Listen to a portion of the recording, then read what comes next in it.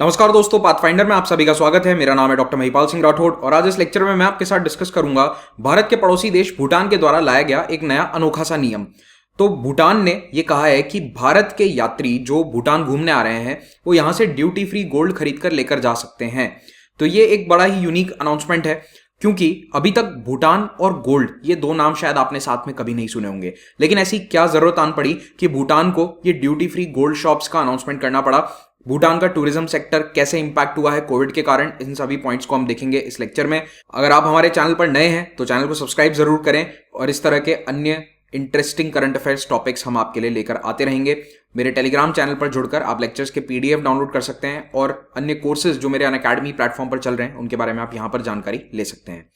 तो भूटान ने अनाउंस किया है कि दो जगहों पर हम ये ड्यूटी फ्री गोल्ड का सेल अलाउ करेंगे। One is Thimphu which is obviously the capital of Bhutan and the second place is Phuentsholing. तो फुनचोलिंड जो है ये बॉर्डर पर स्थित है, भूटान और भारत का बॉर्डर है, इस पर एक टाउन है और यहां से द्वार रीजन जो पश्चिम बंगाल में आता है, इस द्वार रीजन से आप भूटान में एंटर कर सकते हैं बाय रोड। तो भारत से भूटान जाने वाले यात्री अक्सर इसी रोड के थ्रू एंट्री करते हैं into Bhutan and this is a very popular tourist town at the border. दोस्तों, भूटान एक हिमालयन किंगडम है जिसकी आबादी केवल 7.25 लाख है। बहुत ही कम लोग इस देश में रहते हैं, कम आबादी है, लेकिन यहाँ का टूरिज्म सेक्टर बहुत ही डेवलप्ड है।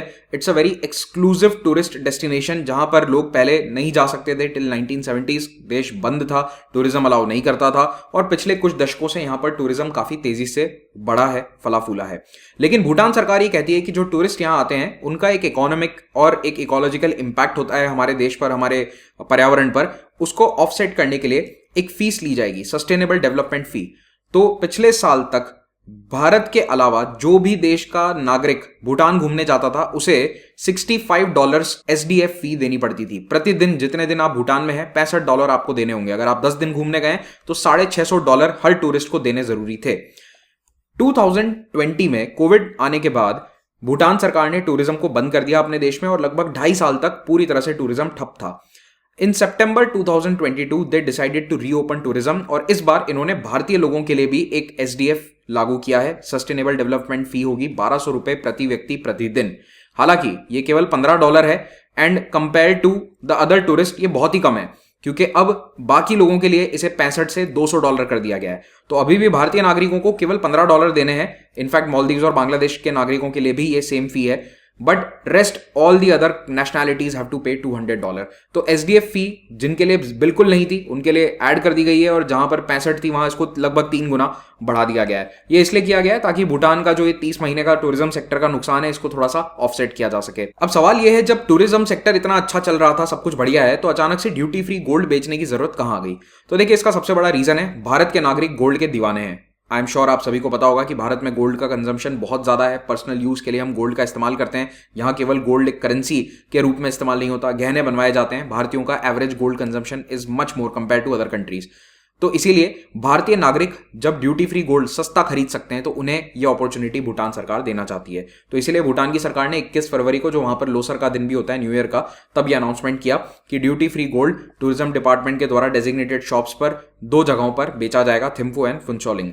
अब यहां पर भारत की प्राइस देखिए। इस वक्त भारत में गोल्ड अप्रोक्सीमेटली 57-58,000 के बीच में वेरी कर रहा है। अभी के लिए आप इसको 58,000 मान लो। तो 58,000 रुपए प्रति 10 ग्राम भारत में गोल्ड की कीमत है दिल्ली में।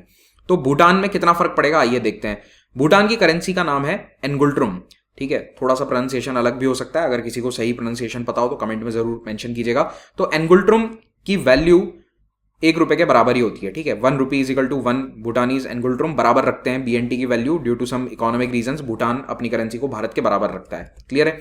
तो यहां पर गोल्ड की प्राइस है 40,286। अभी के लिए आप 40,500 इसे मान लीजिए। तो फर्क काफी है।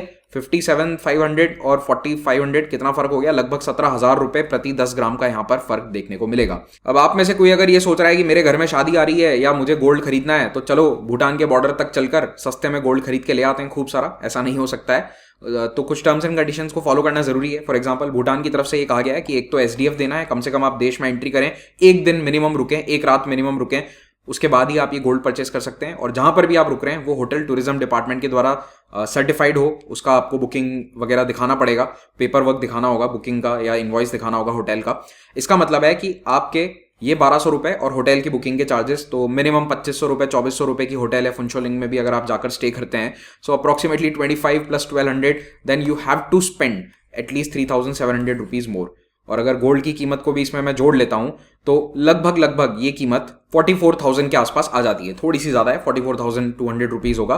तो फिर भी भारत के कंपैरिजन में आप देखें तो सोना यहां पर 13,000 रुपए सस्ता है. डेफिनेटली 13,000 रुपीज कम पड़ेगा आपको gold if you buy in comparison to Delhi. दूसरी ओर भारत का central board of indirect taxes and customs बाहर से आने वाले गोल्ड पर अलग टैक्स लगाता है. तो वो टैक्स कितना है या लिमिट्स कितनी है वो भी जान लीजिए. तो सीबीआईसी ने ये कह रखा है कि अगर कोई पुरुष बाहर से आ रहा है, चाहे वो दुबई से, भूटान से, कहीं से भी सोना खरीद कर ला रहा है, या तो 20 ग्राम या फिर 50,000 वर्थ ऑफ गोल्ड, जो भी ज्यादा है. हो सकता है कि कभी कीमतें 25,000 रुपए प्रति 10 ग्राम है तो आप अप टू 20 ग्राम्स लेकर आ सकते हैं. लेकिन जैसे अभी अगर कीमतें 50,000 से ऊपर हैं, then you can not bring 57,000 rupees worth of gold. You can bring maximum 50,000 rupees worth of gold for a man, and for a woman it is 40 grams और रुपीज 1 लाख. दोनों में से जो भी हायर है उस कीमत तक का सोना आप ला सकते हैं. तो अगर मान लीजिए कोई पति पत्नी भी जा रहे हैं तो मैक्सिमम 1.5 लाख रुपीस तक का गोल्ड खरीदकर आप ड्यूटी फ्री भारत में ला सकते हैं. अगर इससे ज्यादा लेकर आते हैं तो फिर उस पर आपको कस्टम के टैरिफ्स एंड ड्यूटीज या चार्जेस देने पड़ेंगे. और जब वो चार्जेस एडअप हो जाते हैं तो फिर जो वो डिफरेंस है वो इतना ज्यादा नहीं रहता है. तो ये तो आप समझ ही गए होंगे कि दुबई की तरह ही भूटान भी अब भारत के नागरिकों को या टूरिस्ट को अट्रैक्ट करना चाहता है कि आप और कुछ नहीं तो गोल्ड खरीदने के लिए यहां पर आ जाओ, घूमो फिरो और गोल्ड खरीद कर आप चले जाइए. तो इसकी जरूरत भूटान को पड़ी क्यों है? देखिए, भूटान एक ऐसा देश है जो 1975 तक तो बाहर के टूरिस्ट को अलाउ ही नहीं करता था. Nobody was allowed to visit Bhutan. It was a very reclusive country. लोग जाना चाहते थे पर जा नहीं पा रहे थे. 75 में उसे टूरिज्म के लिए ओपन किया गया एंड धीरे धीरे वहां टूरिस्ट की संख्या बढ़ती है. तो नंबर 1, वहां पर आबादी भी बहुत ज्यादा नहीं है. For example, as of right now अभी भी भूटान की आबादी लगभग 7.25 लाख है, बहुत ही कम है. तो यहां पर बहुत सारे टूरिस्ट सस्टेन भी नहीं हो सकते इनके एनवायरमेंट में. लेकिन आफ्टर 2008 और 9 we see that the number of tourist increases. तो जहां 2008-9 तक यहां पर 30,000 टूरिस्ट आया करते थे, 20 से 30,000 के बीच में संख्या रहती थी, उसके बाद से टूरिज्म ने एकदम यहां टेक ऑफ कर लिया. सो इन द पास्ट डेकेड 2010 से लेकर 2019 के बीच में अगर हम देखें तो भूटान में टूरिस्ट की संख्या एक्सपोनेंशियली बढ़ी है. एंड मैक्सिमम संख्या थी 2019 में, right before Covid pandemic hit. यहां पर 3,20,000 टूरिस्ट भूटान में एंटर हुए थे. ये भूटान सरकार का ऑफिशियल डेटा है, 3,20,000. और इसमें से भी इंटरेस्टिंगली 2.5 लाख भारत के नागरिक थे और बाकी सभी अन्य नेशनैलिटीज के लोग थे. तो भारतीय लोगों की संख्या यहां लगातार बढ़ती जा रही थी, भारतीय टूरिस्ट की भी और अन्य टूरिस्ट की भी. लेकिन इस बढ़ते टूरिज्म के कारण भूटान के एनवायरमेंट पर इंपैक्ट पड़ने लग गया था. इसीलिए some time around 2012 they introduce that SDF. तो वो $65 वाली जो फी है वो 2012 में उन्होंने इंट्रोड्यूस कर दी थी ताकि विदेशी टूरिस्ट पर थोड़ा सा कंट्रोल हो सके. लेकिन इंडिया के टूरिज्म पर कोई फी नहीं थी, इसीलिए इंडिया से टूरिस्ट लगातार यहां पर बढ़ते जाते हैं. तो ये डिमांड पिछले 3-4 साल से आ रही थी भूटान के टूरिज्म सेक्टर में कि इंडियंस पर भी वो SDF लागू किया जाए. लेकिन 2020 जब तक कोविड आता है तब तक भूटान सरकार ऐसा निर्णय नहीं लेती है. तो भूटान में टूरिज्म का कंट्रीब्यूशन जीडीपी में काफी अच्छा है. जैसे कि 2019 में $84 मिलियन जीडीपी में टूरिज्म का कंट्रीब्यूशन था आउट ऑफ टोटल 2,500 मिलियन. तो ये लगभग 3.5-4% के आसपास है, 3.65% आएगा टू बी प्रिसाइज. तो पिछले 8 सालों में टूरिज्म का contribution towards GDP has varied between 3 to 6%. 3 से 6% के बीच में जीडीपी में सहयोग टूरिज्म सेक्टर का रहा है. तो टूरिज्म वहां का एक बहुत बड़ा प्रोमिनेंट सेक्टर है. और वैसे आपको लग रहा होगा कि 3-4% कौन सी बड़ी बात है, लेकिन देखिए एक कंट्री की पहचान बन जाती है. तो भूटान की पहचान उसके कल्चर के लिए, उसके टूरिज्म के लिए दुनिया में बन चुकी है. वहां के ग्रॉस नेशनल हैप्पीनेस इंडेक्स के बारे में एक पहचान बन चुकी है. तो जब आपकी पहचान किसी पर्टिकुलर आइडेंटिटी को या चीज को लेकर बन जाती है तो उसे भी आपको मेंटेन करना पड़ता है. So now the Bhutan's strongest point internationally is its culture, is it's tourism. Okay, तो इसीलिए इस सेक्टर को ग्रो करना सरकार के लिए भी बहुत बड़ी जिम्मेदारी है. और इससे इनडायरेक्टली बहुत से लोगों को रोजगार भी मिल जाता है, क्योंकि टूरिस्ट होटल में रुकेंगे, गाइड्स का काम होगा, तो बहुत सारी एंसिलरी एक्टिविटीज भी टूरिज्म के कारण बढ़ती हैं. तो इनफैक्ट अगर आप ओवरऑल इंपैक्ट देखोगे टूरिज्म का तो ये नहीं होगा, इससे भी बड़ा नंबर होगा. हर देश में ऐसा ही होता है. तो टूरिज्म से और भी तो इंडस्ट्रीज को बढ़ावा मिलता है. कई सारे तो डेटा भी कलेक्ट नहीं हो पाते. टूरिज्म की किसी जगह पर गए, आपने वहां पर चाय समोसा मैगी खाई, उसका हिसाब सरकार नहीं रख पाती है. इस तरह की छोटी छोटी इकोनॉमिक गतिविधियों को भी टूरिज्म से काफी बढ़ावा मिलता है. तो प्रॉब्लम अब यह आई कि जब सितंबर 2022 में भूटान ने अपना टूरिज्म फिर से रीओपन किया और उन्होंने कहा कि भारतीय लोगों को भी 1,200 रुपए देने पड़ेंगे प्रतिदिन के और अन्य नागरिकों को $200, जो कि प्रतिदिन के 16,000 रुपए हो जाते हैं. इतना पैसा आपको प्रतिदिन भूटान में घूमने का सरकार को देना पड़ेगा। तो इस फी से टूरिस्ट की संख्या पर बहुत बड़ा इंपैक्ट पड़ा। सितंबर में इन्होंने जब अपना देश ओपन किया है टूरिज्म के लिए, उसके बाद दिसंबर तक यहाँ केवल 16,500 टूरिस्ट आए थे। अगर यही एवरेज आप मल्टीप्लाई कर लो, इसको सीधे तौर पर 4 से भी आप मल्टीप्लाई कर लें, तो पूरे साल में कुल मिलाकर यहाँ पर टूरिस्ट आएंगे 60,000 के आसपास, 65,000 टूरिस्ट आएंगे। तो ये बहुत ही कम संख्या है। उनको उम्मीद थी कि कम से कम 2 लाख टूरिस्ट तो आ ही जाएंगे पहले सीजन में, पर इतने टूरिस्ट आ नहीं रहे हैं। इसीलिए अब 5 महीने बाद भूटान की सरकार ने यह निर्णय लिया है कि हम इंडियन टूरिस्ट को कम से कम रिझाने के लिए या उन्हें बुलाने के लिए ये गोल्ड वाला स्कीम अपनाते हैं। तो देखते हैं कि ये कितना सक्सेसफुल होता है। Personally I feel that it will be only partially successful. Reason उसका क्या है कि दुबई जैसे देशों में जाने के लिए भारत के कई शहरों से फ्लाइट्स हैं। There are direct flights that connect Dubai to many Indian cities. ऐसा थिम्फू या फिर पारो के साथ नहीं है। ये 2 ही मेजर एयरपोर्ट है जहां पर फ्लाइट्स लैंड होती हैं। तो थिम्फू की डायरेक्ट कनेक्टिविटी बहुत ही कम शहरों से है भारत से। तो इसीलिए यहां पर ये वाला स्कीम इतना ज़्यादा टेक ऑफ करेगा ऐसा पर्सनली मुझे नहीं लगता है। आपका इस पर क्या ख्याल है, कमेंट में जरूर नीचे बताइएगा। और हाँ, भूटान सोना खरीदने के पर्पज से मत जाओ। अगर भूटान जाना ही है तो वहाँ की प्राकृतिक सौंदर्य को और वहाँ के ब्यूटीफुल कल्चर को देखने के लिए, बुद्धिस्ट कल्चर्स को देखने के लिए आप जाइए। बहुत अच्छी मोनास्ट्रीज और बहुत ही बढ़िया कल्चर वहाँ का आपको देखने को मिलेगा। तो लेक्चर का पीडीएफ आप मेरे टेलीग्राम से डाउनलोड कर सकते हैं।